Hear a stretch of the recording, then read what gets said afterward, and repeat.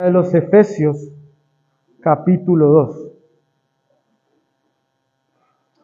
Efesios, capítulo 2, y estaremos en los versículos 8 y 9.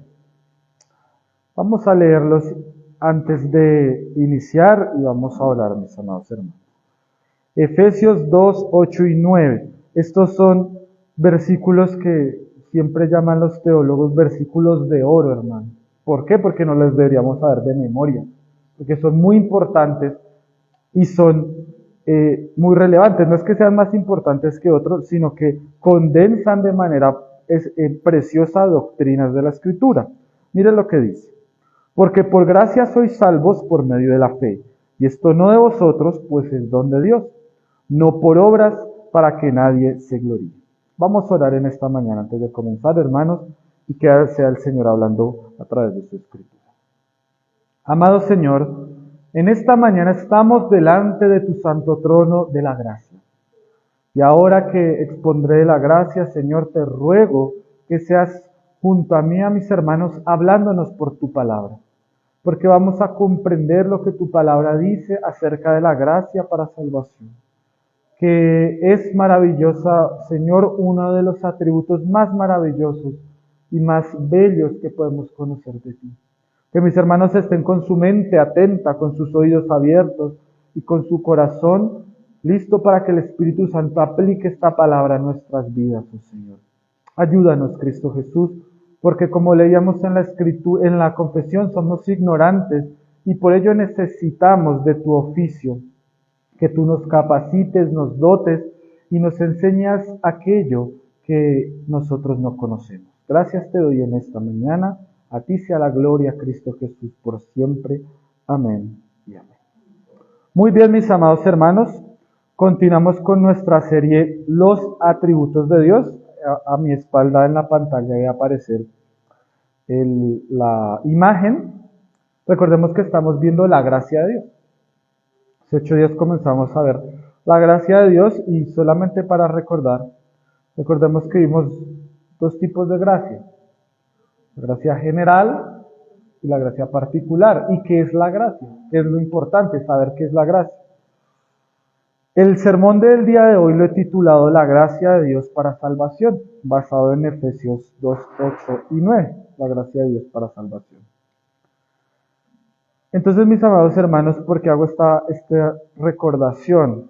Porque recordemos que la gracia general es la que disfruta todo el género humano y también la creación, hermanos.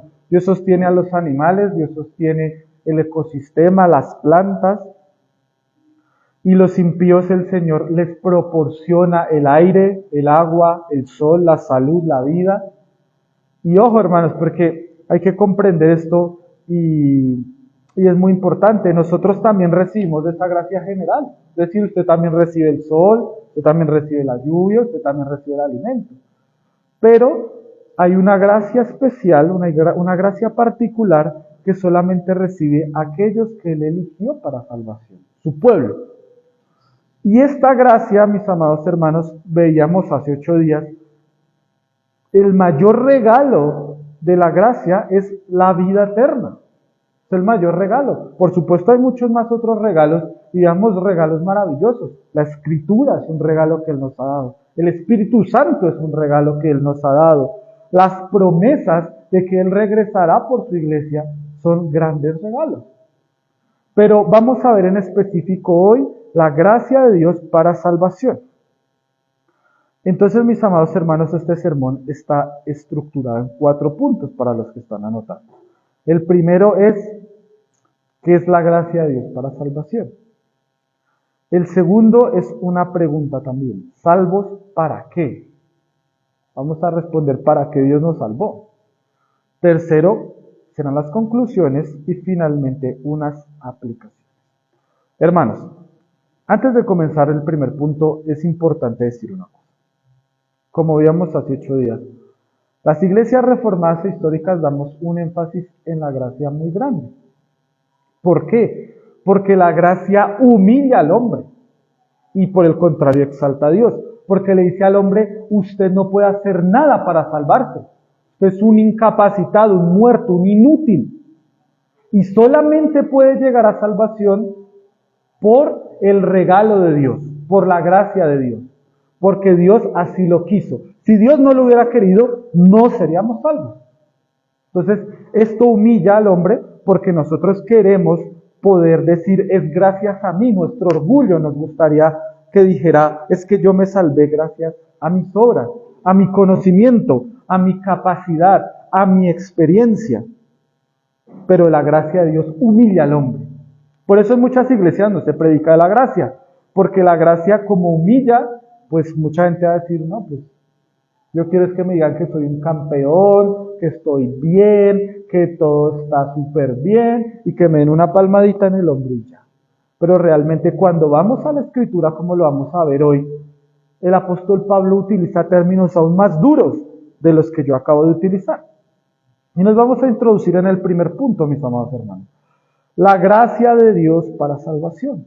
Como vemos, hermanos, la gracia de Dios es esa voluntad que el Señor tiene para proporcionarnos regalos, beneficios a aquellos que no lo merecemos.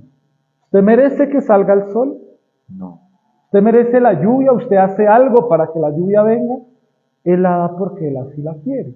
Y también pasa lo mismo en la salvación. Entonces, nosotros, quienes estamos acá y declaramos ser salvos creyentes, debemos comprender cómo viene esta salvación al creyente. Esto es importante, porque si nosotros enseñamos algo diferente a lo que dice la Escritura, entonces nos torceremos en un punto fundamental. La salvación es una doctrina fundamental, y cómo viene la salvación también, mis hermanos. Pero yo quiero que usted tenga su Biblia abierta porque estaremos leyendo. Vayamos nuevamente y leamos estos dos versículos, versículos 8 y versículo 9 del capítulo 2 de Efesios. Mire lo que dice: porque por gracia sois salvos por medio de la fe. Y esto no de vosotros, pues es don de Dios, no por obras para que nadie se gloríe. Allí podemos ver la gracia. ¿Dónde? Pues en la palabra gracia, ¿no? Porque por gracia, haris, sois salvos. Pero mire que el apóstol Pablo luego va a hacer un énfasis que lo vamos a ver un poco más adelante. Pues es don de Dios, es un regalo de Dios la salvación. Pero lo importante, hermanos, y acudiendo al contexto literario, es que antes de que el apóstol Pablo nos muestre que somos salvos por gracia, él primero tiene que mostrar la depravación del hombre. Tiene que mostrar la maldad del hombre. ¿De dónde Dios sacó al hombre que estaba perdido? Y usted lo va a ver conmigo. Le invito a que me acompañe allí en el capítulo 2, al versículo 1, y se dé cuenta cómo somos llamados los creyentes. Mire lo que dice la palabra de Dios. Y Él os dio vida a vosotros, es decir, la iglesia de Efesios en la primera audiencia y nosotros los creyentes en la segunda. Él os dio vida a vosotros cuando estabais muertos en vuestros delitos y pecados. Es decir, nosotros estábamos muertos antes de recibir la gracia. Pero no solo eso, hermanos. No solo estábamos muertos, sino que nuestra maldad era grande, era descomunal, era muy profunda. Mire lo que dice el versículo 2. En los cuales anduvisteis, es decir, en los delitos y pecados en los cuales anduvisteis, en otro tiempo, siguiendo la corriente de este mundo, conforme al príncipe de la potestad del aire, el espíritu que ahora opera en los hijos de desobediencia. Continuemos en el 3, entre los cuales también todos nosotros vivimos en otro tiempo, en los deseos de nuestra carne, haciendo la voluntad de la carne y de los pensamientos, y éramos por naturaleza hijos de ira, lo mismo que los demás. ¿Cómo estábamos antes de la gracia? Pablo dice, muertos, bajo el imperio del príncipe de la potestad del aire, el espíritu que opera en los hijos de desobediencia, y haciendo los deseos de la carne y la voluntad de la carne. Es decir, andamos en un pecado grande, en un pecado público, en un pecado impenitente, y en un pecado, hermanos, que nos estaba llevando a condenación. Estábamos muertos. ¿Por qué muertos? Porque no podíamos salir de ese estado en el que nos encontramos. Nos era imposible. El muerto no puede resucitarse a sí mismo. Lázaro no salió solo de la tumba. Entonces, Pablo, antes de presentar la gracia, nos muestra que usted y yo estábamos muertos, que usted y yo estábamos condenados, perdidos, que la sentencia, cuando nos sentáramos en el banquillo de los acusados, delante de Dios, decía culpable por violar la ley de Dios. Culpable, y estaba nuestro nombre y nuestros apellidos. Y el efecto era, como usted es culpable por violar la ley de Dios, su consecuencia, su pena, será la condenación. Hasta allí nos está diciendo Pablo. Y nos dice qué era lo que hacíamos. Mire que el apóstol Pablo no se saca él de la colada, sino que él dice, todos nosotros vivimos en otro tiempo en los deseos de nuestra carne. Si usted recuerda al apóstol Pablo, el apóstol Pablo, cuando era llamado Saulo, era muy malo. Él era perseguidor de la iglesia de Cristo. Es más, buscaba matar a los cristianos. Recordemos en el capítulo 7 y 8 del libro de los Hechos, no lo vamos a leer, solo recordar que él estuvo entre aquellos que mataron a Esteban, estaba allí presente. Y que era tal su maldad que él tomó cartas en Jerusalén para viajar a Damasco, encarcelar, perseguir y también matar a aquellos que seguían a Cristo. Era malo, hermano. Tal vez no recordamos eso, pero Pablo sí lo recuerda. Él estuvo como perseguidor de la iglesia. Y recordemos que es tal su recuerdo que él se llama en la carta a los Corintios el más pequeño de todos por causa de la persecución que había ejercido sobre la iglesia. Él nunca olvida a Dios de donde lo sacó. Él nunca olvida la maldad que hubo en su vida. Y usted no la debe olvidar, no para avergonzarse, sino para glorificar a Dios. Dios me sacó de lo peor, de la peor cloaca en la que yo estaba. Dios me sacó de una tumba llena de gusanos, maloliente, hedionda. ¿Por qué debemos recordarlo? Porque si Cristo no hubiese intervenido, allí estaríamos, allí continuaríamos.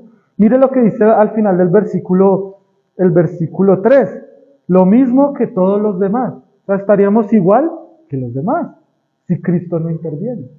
Entonces, antes de introducir la gracia de salvación, el apóstol Pablo en el capítulo 2 nos recuerda la depravación humana, la depravación radical.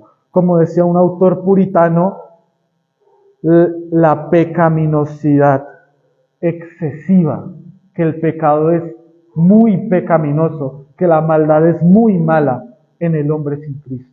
Que no es que seamos más o menos, un poquito, sino que somos completamente depravados sin Cristo. Malísimos. Posterior a ello, mis amados hermanos, el apóstol Pablo, después de haber hecho este panorama, mostrarnos cómo éramos, empieza a introducir la gracia. Y veamos versículos 4 y 5. Pero Dios, que es rico en misericordia, por su gran amor con que nos amó, aun estando nosotros muertos en pecados, nos dio vida juntamente con Cristo. Y mire lo que dice el paréntesis. Por gracia sois salvos. El apóstol Pablo aquí nos habla de dos atributos. Uno que no hemos hablado, que espero que hablemos pronto, que es el amor de Dios. Y después nos muestra la gracia. Pero él vuelve y hace énfasis cuando estando nosotros estando muertos. ¿Por qué es importante, hermanos? Porque él lo amó a usted sin que usted hubiera hecho mérito alguno para que él pusiera ese amor sobre usted. Por gracia sois salvos, es decir, porque Dios quiso salvarnos, no porque no lo ganáramos. El pastor, un pastor bautista, que usted conoce mucho, que se llamaba porque ya falleció, Adrian Rogers, solía hacer una ilustración sobre la gracia. Y él decía, la gracia es y debe ser completamente mérito de Dios. ¿Por qué? Porque si nosotros decimos que tenemos algo que ver, le estamos no solo quitando su gloria. Dice, eso es como si hubiera un carro de $50,000 y yo le dijera, por ejemplo, a mi hermana Judy, yo tengo de esos $50,000 del carro de tus sueños, yo tengo $49,999 y ella tiene $1. Entonces, ella pone ese dólar y con esos 50,000 yo le regalo ese carro. Y ella dice, es que el carro yo fui la que puse para comprarlo. Sería una humillación para mí porque yo estoy poniendo casi todo, ¿cierto? Y él decía, la gracia de Dios y la gloria que emana de la gracia no puede ser compartida. Nosotros no podemos recibir nada de la gracia. Solamente glorificar a Dios. No podemos decir que ganamos algo. Es más, hermanos, la gracia es opuesta a las obras. Es opuesta. O es por gracia o es por obra. O usted es salvo por sus obras y no es tan malo y ha hecho cosas buenas, o usted es salvo por gracia, es completamente depravado y Dios le salvó completamente. Y el apóstol Pablo ya lo había dicho en una carta y le invito a que me acompañe a la epístola a los Romanos, capítulo 11, versículo 6. Y allí usted se dará cuenta que o es por gracia o es por obras, pero no se puede las dos al tiempo.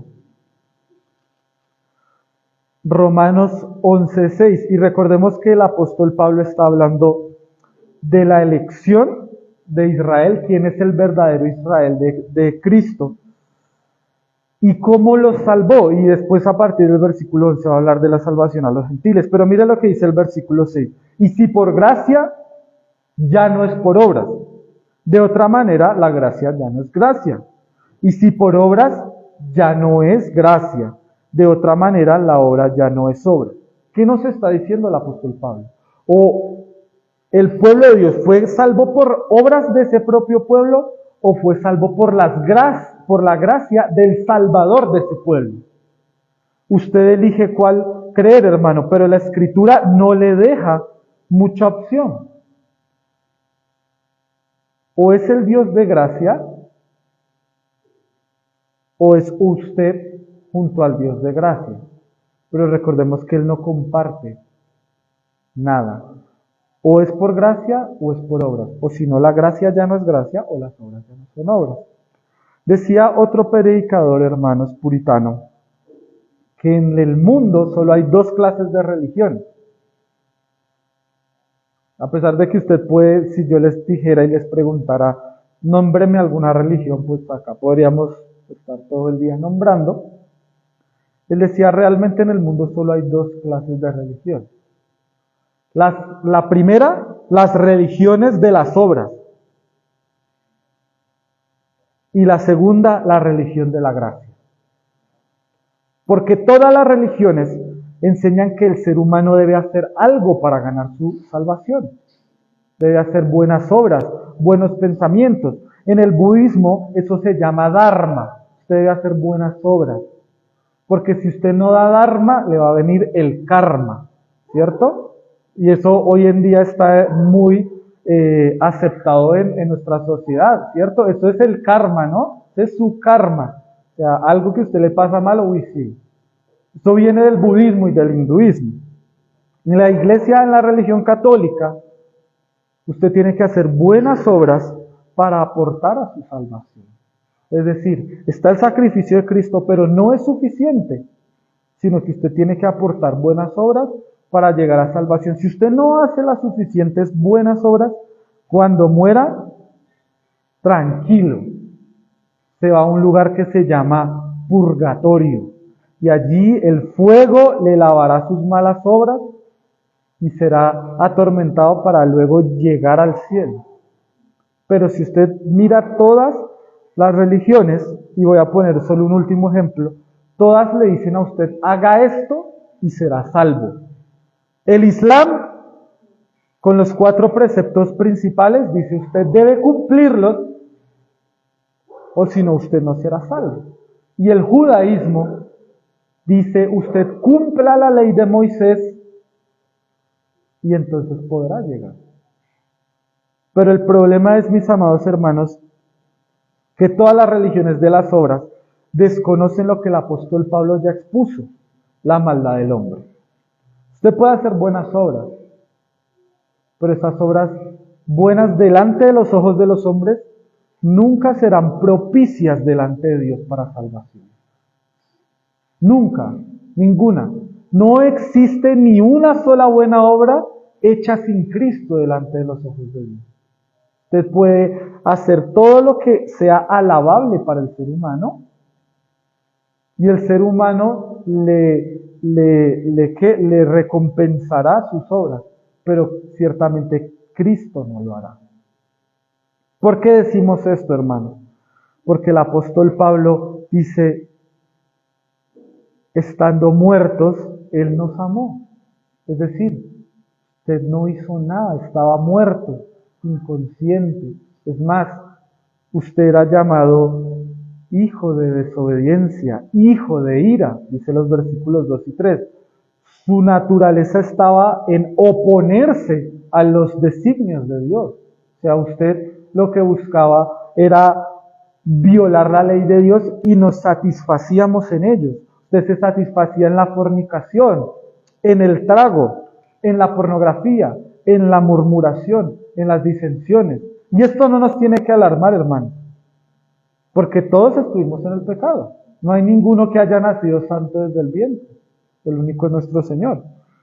Todos en esta vida nos revolcamos en el pecado. Claro, unos más que otros, otros en otra clase de pecados, pero todos estuvimos en el pecado. Mire que el apóstol Pablo dice, todos nosotros vivimos en otro tiempo, en ello.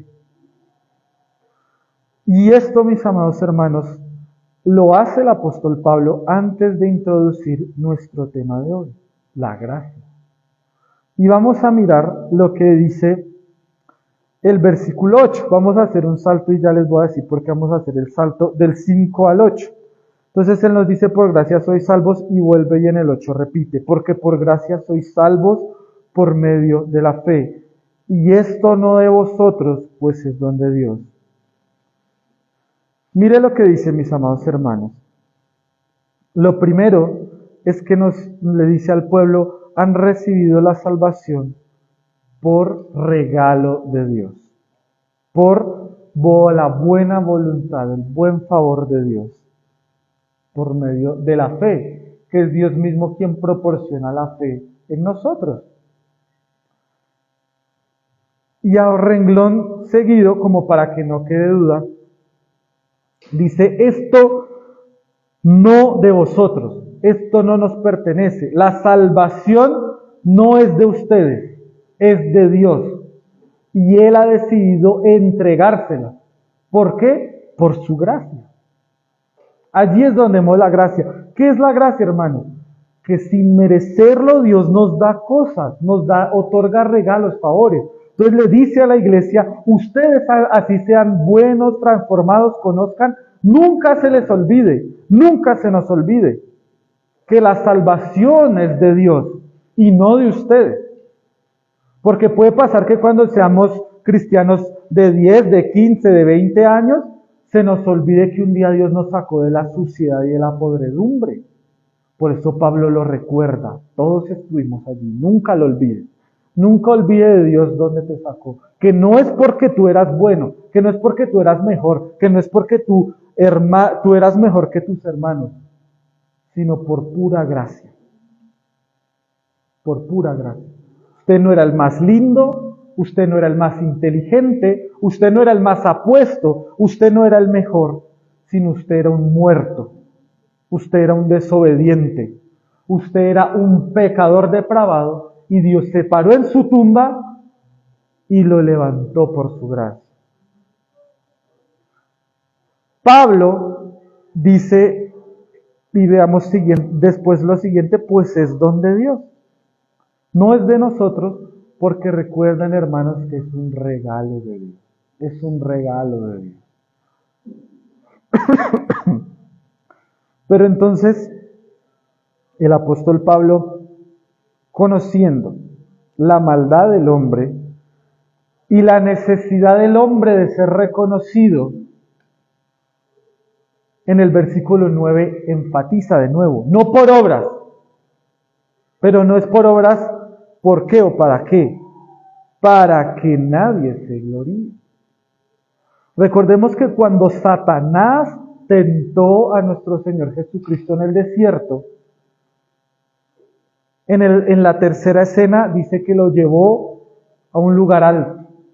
Dijo, y te daré toda la gloria de las naciones y postrado me adoraré, ¿cierto? Eso es lo que a nosotros nos gustaría tener, la gloria de las naciones. Que todos dijeran, es el más guapo, el más fuerte, el más adinerado, el más inteligente, el más importante. Eso es lo que el mundo hoy en día busca, reconocimiento. Estamos en la generación más desesperada por reconocimiento de la historia. Yo miraba esta semana un mapa del continente americano y cuál era la profesión que los jóvenes menores de 18 años querían tener más. En otros países era médico, en otros era abogados, en otros eran arquitectos. En Colombia es ser influencer, influenciador. Lo que usted conoce como youtuber, tiktoker, instagramer. Los jóvenes de hoy en día se mueren porque los demás los vean. Y no solo los vean, los admiren, los reconozcan, los sigan. Que si yo subo una foto, quiero tener 1000 likes y que la siguiente tenga 2000 me gusta y que tenga 10 millones de seguidores en TikTok y 20 millones en Instagram. Entonces voy a ser famoso y me voy a sentir bien. Los jóvenes que están en esta mañana, creo que no me dejarán mentir que es así. No estoy diciendo que ustedes lo quieran, sino que esta generación en la que vivimos lo desea. Las generaciones anteriores queríamos ser tal vez, no sé, futbolistas, cantantes, empresarios, pero finalmente lo que buscamos siempre es el reconocimiento, la admiración, la aprobación de los demás. Que los demás digan, pastor, qué gran sermón, eres el mejor teólogo de nuestra era. Y uno hace, dice el pastor, y uno hace una cara santa. Amén. Pero el orgullo está allí, hermano. El orgullo está allí. En la iglesia reformada siempre hemos dicho que está el orgullo, porque decimos, tenemos una mejor teología que las iglesias no reformadas. ¿Cierto? Tenemos mejor teología que una iglesia carismática, una iglesia pentecostal, y el orgullo está allí. Pero ¿qué dice la Escritura? Estaban muertos. Usted y yo estábamos muertos. Usted y yo no somos mejores que ellos, sino como dice el final del versículo 3, lo mismo que los demás. No por obras para que nadie se gloríe. Cuando vayamos delante del trono del Señor, no podremos decir, Señor, mira todo lo que hice, mira todo lo que logré, sino lo que dirá el verdadero creyente es, Señor, mira todo lo que hiciste tú en mí, mira todo lo que hiciste a través de mí. Porque el que reconoce que Cristo le ha salvado por gracia, reconoce que le persevera por gracia y le guarda por gracia hasta el final de sus días. Porque es que no es que desde que seamos salvos, ya de ahí en adelante no lo merecemos todo, hermano. Ese es un error muy grave que en las iglesias se ha alojado. Yo como ya soy cristiano, yo como ya soy reformado, no, pues de acá en adelante mi palabra es ley. Hermano, cada paso que damos, cada segundo que pasa, cada respiro que tenemos es por la gracia de Dios. Usted y yo, todo lo que somos, todo lo que tenemos, todo lo que un día se nos dará, será porque Dios nos lo da en su gracia. Porque si fuera por mérito, ¿sabe dónde deberíamos estar? En el infierno, en la condenación, en la separación eterna. Por eso la gracia es impopular, porque la gracia le dice, usted es un inútil, usted no sirve, usted, como dijo Cristo, cuando hayáis hecho esto, deciros a vosotros mismos, siervo inútil. Porque usted y yo, aunque hiciéramos toda clase de obras, aunque hiciéramos todo, eso no nos daría ni una pizca de salvación. Solo la obra de Cristo nos la ha dado. Entonces, la gracia por salvación, hermanos, consiste en primera medida en que el hombre no puede lograr su salvación porque está muerto y que solo ha recibido, que nosotros como creyentes hemos recibido la gracia, la salvación por gracia de Dios. Porque Dios un día dijo, le salvaré. Salvaré a Paola, salvaré a la hermana Luz, salvaré a Franci, salvaré a la hermana Judy. Nosotros no hicimos nada. Nosotros no podíamos siquiera hacerlo. Es más, no deseábamos hacerlo. Lo que deseábamos era pecar. Lo que deseábamos era pasarla bien. El dicho que le gusta a los jóvenes hoy en día. Dice un autor, carpe diem, vive el momento. Si te gusta, hazlo. Si te hace feliz, hazlo. Es lo que hoy en día dicen, ¿no? Si a ti te gusta, hazlo. Si eso te hace feliz, yo vine a ser feliz, yo vine a gozar, a disfrutar la vida, a pasarla bien. Yo no me voy a amargar. Pero hermanos, recordemos que, como dice el predicador, hagamos lo que hagamos, recordemos que hay un Dios que mira todo lo que hacemos. Entonces, hermanos, el apóstol Pablo hasta este punto nos dice, por gracia sois salvos, por el favor de Dios, que es regalo de Dios y no por obra de ninguno de ustedes para que nadie se gloríe. ¿Quién se puede gloriar? Cristo. ¿A quién debemos gloriar? A Cristo. Nuestra salvación, el hecho de que usted ya no vaya a la condenación, sino que ahora se pueda sentar con el Señor, es gracias a Cristo. Como veíamos hace 8 días, en una parábola bíblica. Usted tal vez se reía, pero es una parábola bíblica. Aquel hombre que hizo una gran cena y llamó a sus invitados, ¿cierto? Y uno le dijo, no, yo no puedo ir porque me voy a casar. Y el otro le dijo, yo no puedo ir porque he comprado un terreno y necesito ir a verlo. Entonces dijo, llamó a sus trabajadores y le dijo, vayan por las calles, ¿cierto? A los tullidos, a los mendigos, a los ciegos, a los cojos, y tráiganlos y póngalos acá. ¿Quiénes eran esos tullidos, esos mendigos, esos ciegos? Nosotros. Nosotros. Los que no merecíamos nunca sentarnos ante la mesa del Rey de Reyes. Esos que éramos una completa depravación hecha persona, ahora se sienta en la mesa del Rey del Universo. ¿Por qué? Por gracia. Y miren lo que dice al final de esa maravillosa parábola para que lo estudie en su casa. Pero aquel que entra sin invitación será sacado y echado fuera. Si Cristo no lo llamó a usted a salvación, nunca podrá ser salvo. Y esto es una verdad que rompe la mente de muchas personas. ¿Cómo así que yo? O sea, pero si es que yo he ido a la iglesia, pero si es que yo leo la Biblia, pero si es que yo oro. Dice el apóstol Santiago, los demonios también creen y tiemblan. Ahora, hermanos, ya conocemos que hemos recibido la salvación por gracia. La pregunta que yo hice, hermanos, es, ¿para qué Dios nos salvó? ¿Para qué? Porque el texto la responde, por supuesto. ¿Para qué nos salvó Dios? ¿Qué significa que Dios nos ha hecho salvos? ¿Qué nos ganamos? Aparte de que nuestra condena, nuestra sentencia la pagó Cristo y ahora que recibiremos su gloria, hay unos para qué y hay unos propósitos que Dios ha establecido acá en este texto que estudiamos hoy de por qué nos hizo salvos. Vamos a pasar al segundo punto, ¿para qué somos salvos? ¿Salvos para qué? Y hermanos, Dios eligió un pueblo. No es el pueblo de Israel, del Estado de Israel que queda en Medio Oriente como muchas iglesias enseñan. El pueblo de Israel son aquellos que creen en Cristo Jesús. Ese es su verdadero Israel. No podemos enseñar otra cosa, porque la Biblia no lo habilita. ¿Cuáles son sus hijos? Los que creen en Él. ¿Cuál es su pueblo? Los que fueron salvados por Él. Nadie más. No importa dónde nació, de qué etnia nació. De hecho, Romanos, el apóstol Pablo hace esa aclaración. ¿Y para qué nos hizo salvos? Es decir, nos sacó de la tumba, nos puso vida, nos dio vida. ¿Y ahora qué hago? ¿Y ahora qué pasa?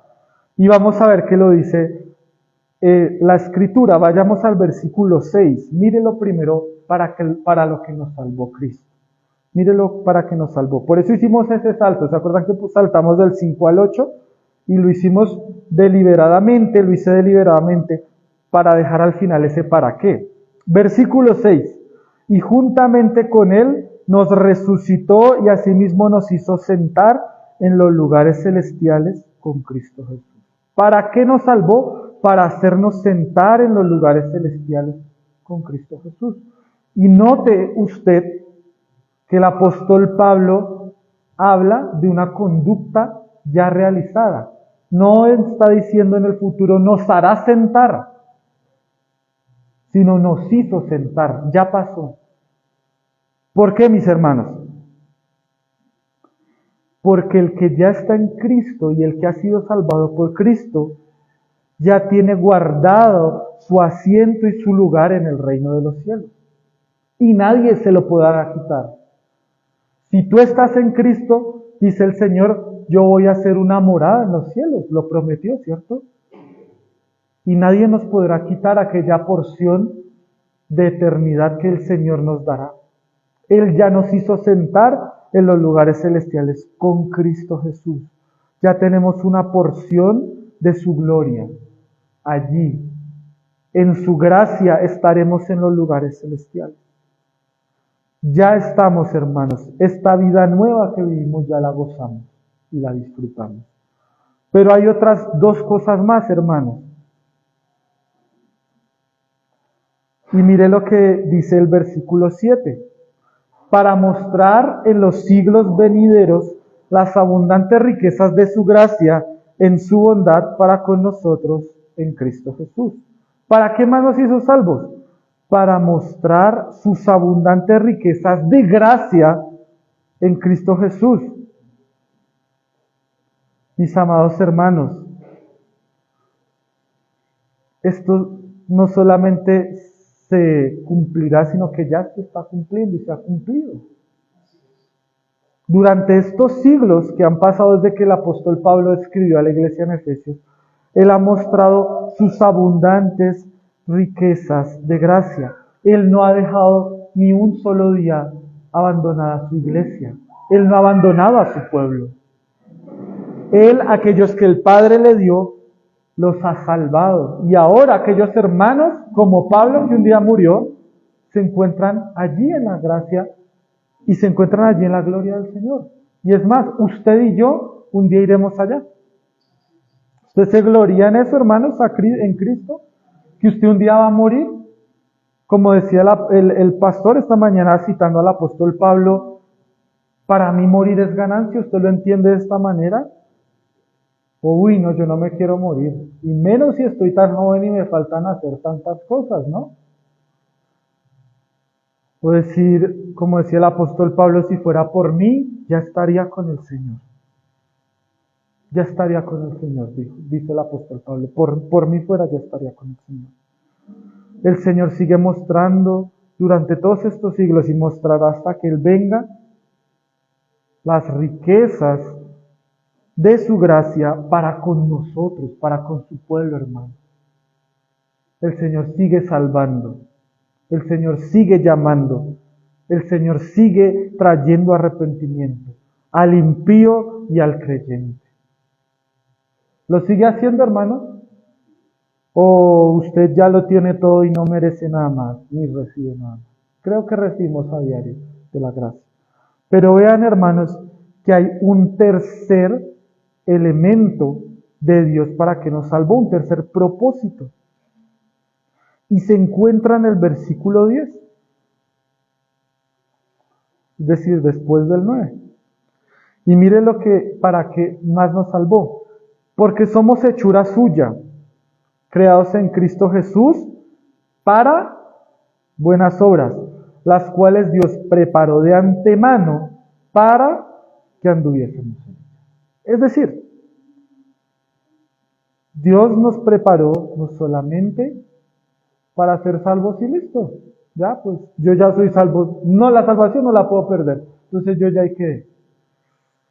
Un comentario que decía el pastor Charles Haddon Spurgeon era: Dios no te salvó para ir solo al cielo, es para que prediques la salvación a los demás. Es para que le digas, vamos juntos al cielo, a los demás. Vamos juntos.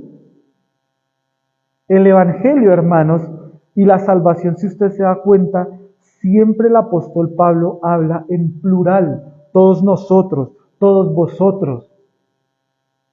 Él no habla a cristianos lobos solitarios, ni llaneros solitarios. Eso no existe en la Escritura. Él nos preparó para buenas obras, las cuales Él preparó de antemano para que anduviésemos en ellas, hermanos. Usted dirá, ¿cuáles son esas buenas obras? Y las buenas obras, la primera, hermanos, es que si Dios me salvó, yo quiero que los demás conozcan a aquel que me salvó. Yo cuando amo algo o a alguien, hablo de ese tema. Hay hermanos que uno los escucha hablar de ciertos temas que les agradan y no están mal. Nuestro hermano Rubén le gusta el fútbol y eso es maravilloso, a mí también. Otros hermanos les gusta la economía, otros hermanos les gustan las películas, otros hermanos les gusta el arte, otros hermanos les gusta la cocina, otros hermanos les gustan los viajes. Hablan de lo que les gusta, pero la pregunta es, ¿hablas de Cristo?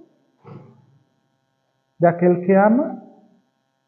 A mí personalmente me encanta hablar de política, de economía. A otros ese tema les molesta. Y hablo porque me gusta. Pero la pregunta que yo me hacía a mí mismo y que les hago en esta mañana es, ¿cuánto hablo de Cristo? Mi primera buena obra es anunciar las buenas nuevas de aquel que me llamó a mí de la oscuridad a la luz. Creo que este deber se encuentra patente y usted lo puede recordar en el Evangelio del apóstol Mateo, capítulo 28. Y predicar las buenas nuevas. Esa es la primera buena obra, hermano. ¿Por qué? Porque tal vez entre esos que usted prediquen, de todos esos que lo rechazarán, que se burlarán, que lo ignorarán, uno, el Señor lo habrá llamado para salvación. Uno. Hay gente que dice, es que yo no predico porque se burlan de mí, me rechazan. Hermanos, eso es lo normal. Lo extraño era que todos nos siguieran. Entonces ahí tendríamos que preguntarnos qué clase de evangelio estamos predicando. Porque usted recuerde que cuando Cristo predicaba, tenía una gran multitud, pero después se iban, y quedaban unos pocos, y quedaban muy pocos. Porque cuando Él hablaba de temas duros, la gente se iba. La gente decía, no, hasta aquí llego. Yo recibo el pan y el pez, pero no quiero más que eso. Mis hermanos, Dios nos hizo salvo con unos propósitos específicos y uno de ellos las buenas obras. Decía el pastor, creo que el miércoles,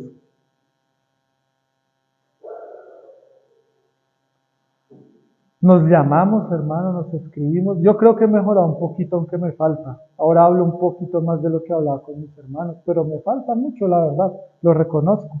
Antes hablaba menos, ahora a veces intercambio mensajes. Pues aparte de Michelle, con el pastor, con el hermano Rubén, con la hermana Luz. Me falta más, hermanos, pero creo que hemos ido mejorando. Pero hermanos, las primeras buenas obras son para hacerse entre nosotros como iglesia. La gente cuando piensa buenas obras, no, pues yo voy a salir a repartir alimento al necesitado. ¿Y qué tal si el necesitado está a tu lado, hermano? No necesariamente un pan, pero simplemente un consejo. De que le escuches, de que ores por él. Él fue redimido igual que tú, por la gracia de Cristo. Predicarle a tu familia. Orar por tu hermano que se encuentra enfermo. Preguntarle al hermano que no vino por qué no vino. Aquel hermano que se encuentra en necesidad, tratar de suplirlo si tienes esa opción. Aquel que necesita un abrazo, dárselo, hermano. No es tan difícil, pero no lo hacemos. Yo, hermano, lo hablo por mí mismo, yo no lo hago muchas veces. Y en eso muchos hermanos les agradezco porque son ejemplo para los que no lo hacemos. Porque hay personas que nos cuesta más, la verdad no sé por qué, y hay otros que les brota y nos contagian a los demás de su amor, de su cariño.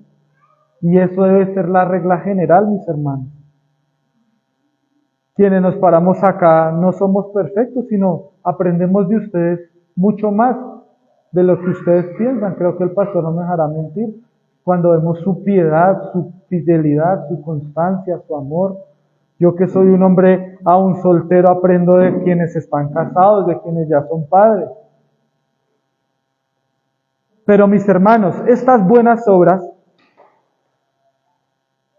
son para ejecutarlas, no para saber cuáles son. Decía un pensador, no es lo mismo saber que es un avión que montarse en él. No es lo mismo saber que es una buena obra que hacer una buena obra. Y lo que nos llama el Señor es a hacer buenas obras, no a comprenderlas intelectualmente. No, yo sé que yo voy a llamar a mi hermano, pero pues si no lo llamo, pues sé que es una buena obra, pero no hago una buena obra. Es más, estoy dejando de hacer una buena obra y yo debería preguntarme por qué lo estoy dejando de hacer. ¿Por qué no predicas el Evangelio? ¿Te da pena? ¿Te da miedo? ¿Te da vergüenza? ¿Te da pereza? Eso está en cada uno de nosotros, hermanos. Pero para pasar a las conclusiones, mis hermanos, creo que hemos visto desde el versículo 1 hasta el 10 y haciendo un énfasis en el 8 y el 9, qué es la salvación, la gracia de Dios para salvación, cómo estaba el ser humano. Y una vez salvos, ¿qué debemos hacer? ¿Qué debemos hacer?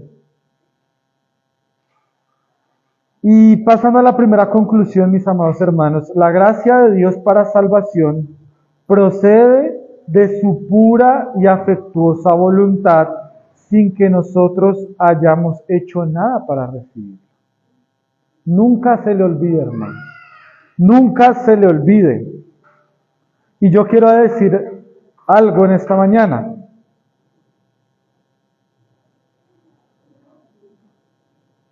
Para darle la gloria a Cristo Jesús, nosotros que tenemos que renunciar completamente a darnos el mérito a nosotros mismos. Completamente. Yo no le puedo dar la gloria completa al Señor si dentro de mi corazón albergo la idea que yo de pronto soy un poquito mejor, que yo no soy tan malo. Usted primero tiene que vérselo muerto y entregarse 100% al Señor y decir, fui salvo por gracia. Totalmente 100% del Señor. Nada bueno había en mí. Y todo lo bueno lo he recibido del Señor. Lo segundo, Dios salva para cumplir propósitos específicos que nosotros como pueblo suyo debemos conocer, pero también debemos hacer,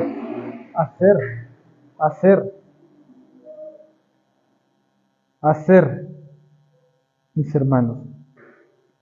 Porque el cristianismo no es una carrera intelectual. Porque pues entonces nos volvemos unas enciclopedias andantes, pero nos volvemos como aquellos que precedieron al buen samaritano. Cuando vemos que hay que hacer la buena obra, pasamos por el ladito. ¿Cierto? Había que levantar al hombre que estaba en el piso porque se estaba muriendo. Había que ayudarlo. Y los más inteligentes del pueblo, los más formados en las escrituras, ¿qué hicieron?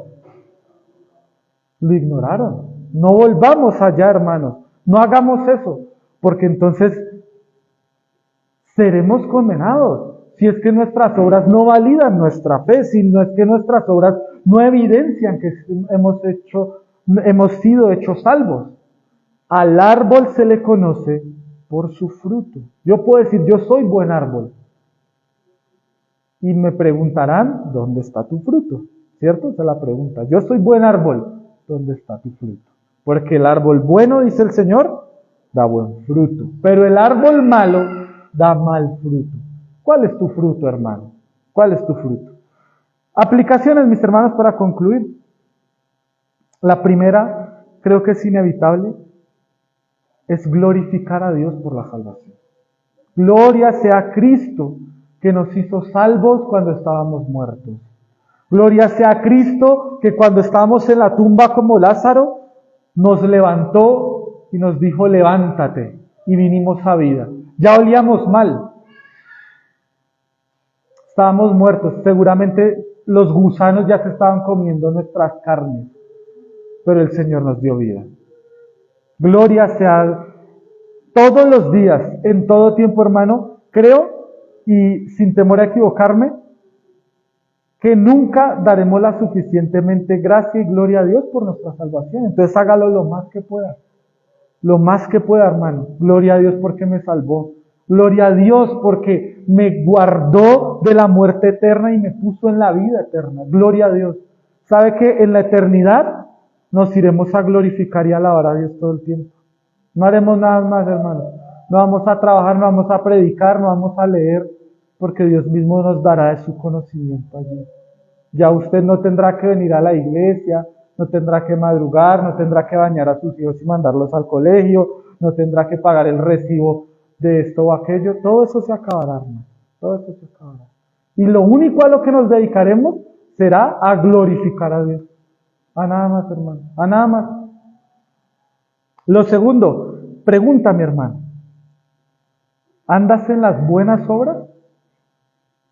¿Andas en las buenas obras?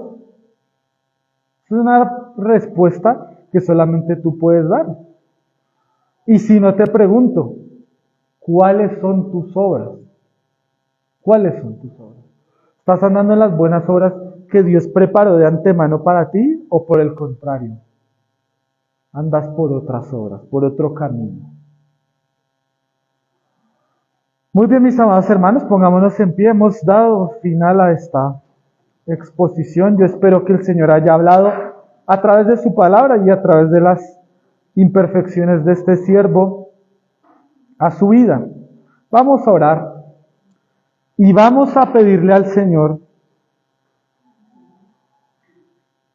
que vivamos en la gracia, que no solamente la entendamos como la entendimos hoy, sino que la vivamos, hermanos.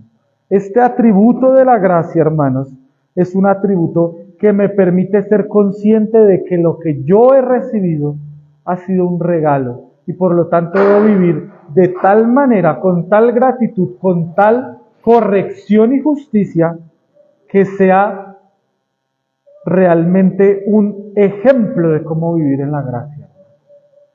Dios nos ayude porque estoy seguro que nos falta mucho. Oremos a nuestro buen Señor, mis hermanos. Amado Señor, yo vengo delante de tu santo trono, reconociendo mi maldad. Como dijo el apóstol Pablo, que en otro tiempo estuve muerto, que anduve en las obras, en los deseos de la carne, que andaba bajo la influencia de la potestad del príncipe del aire, que era llamado hijo de ira, Señor, y que aún, lamentablemente, Señor, aún siendo ya creyente, todavía peco, Señor, y todavía lucho contra mi pecado. Pero ahora que comprendo tu gracia, Señor, que me salvó, que salvó a mis hermanos, que salvó a tu pueblo, solo puedo glorificarte. Señor, ayúdame a vivir de tal manera que cuando los demás nos vean, Señor, puedan ver tu gracia, puedan ver el poder transformador de tu Santo Espíritu en nuestras vidas, puedan decir como en Hechos 11, ellos son cristianos porque se parecen al mismo Cristo, y no que nos vean, Padre Santo, que decimos una cosa, pero que hacemos otra. Perdónanos por nuestra hipocresía, perdónanos por nuestra doble moral, perdónanos por pecar en oculto, perdónanos por ocultar nuestros pecados y ayúdanos a ser lavados en conciencia y en cuerpo por tu sangre y que realmente vivamos en la gracia, Señor. No es fácil, pero sé que con tu poder lo haremos. Nuestros esfuerzos de nada valen, solo con tu gracia lograremos hacerlo. Ayuda a mis hermanos, ayuda a tu iglesia, ayúdame a mí, Señor, y que realmente la gracia tuya cubra cada uno de los rincones de la iglesia, de nuestro ser, de nuestro vivir, Señor. Gracias te doy en esta mañana, porque solo tú mereces la gloria, Cristo Jesús. Vuelve pronto por nosotros, Señor. Vuelve pronto por tu iglesia, porque necesitamos ir contigo, necesitamos tu rostro, necesitamos verte. Gracias te damos, Señor. Amén y amén. Muy bien, nos despedimos de los hermanos en la transmisión en Facebook. Nos vemos en 8 días.